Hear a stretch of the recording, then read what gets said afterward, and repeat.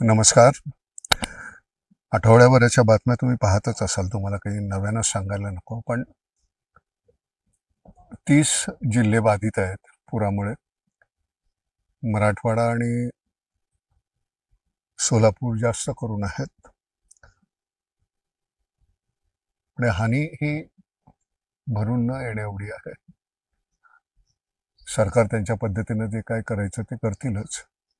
Sanction सुद्धा केलेत ना, हो 2215 कोटी.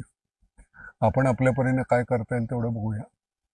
आमच्या माध्यमातून जेवढं करता येईल तेवढं करण्याचा प्रयत्न करतोय.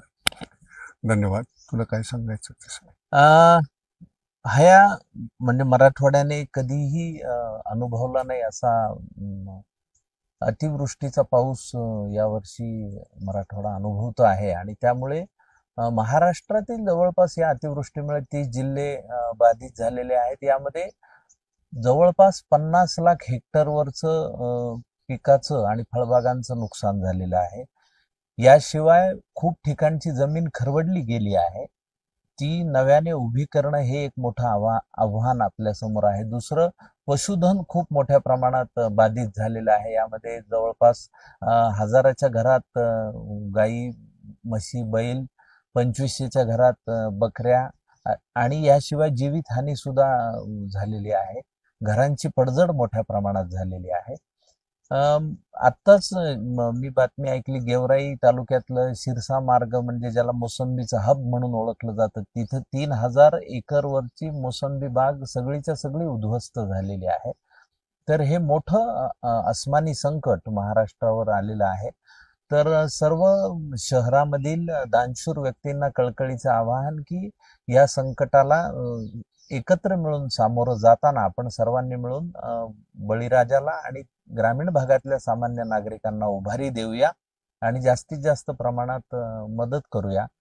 कुणीही खचून जाऊ नये आणि यातून अविचार करू नये, हे मात्र कळकळीचं आवाहन नाम फाउंडेशनच्या निमित्तानं करतो. आम्ही मदतीला सुरुवात केलेली आहे. किराणा किट्सच्या वाटपापासून ही सुरुवात आहे.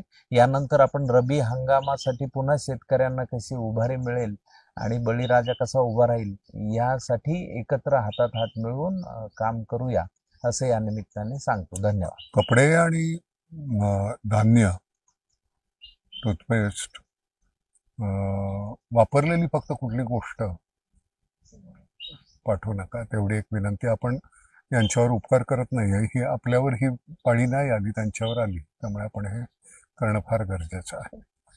जे जे तुम्हाला कपडे फार महत्वाचे आहेत, कारण सगळंच वाहून गेलेलं आहे. धान्य जे असेल, आता ते तिथली परिस्थिती नेमकी काय आहे हे कळल्यानंतर मग, कारण सगळाच चिखल आहे, राडा आहे. धान्य जर पाठवलं तर शिजवणार कसं, इंधन आहे का? तर त्यामुळे ते जसं जसं कळेल त्या पद्धतीनं त्या मदतीचा ओघ सुरू होईल. धन्यवाद.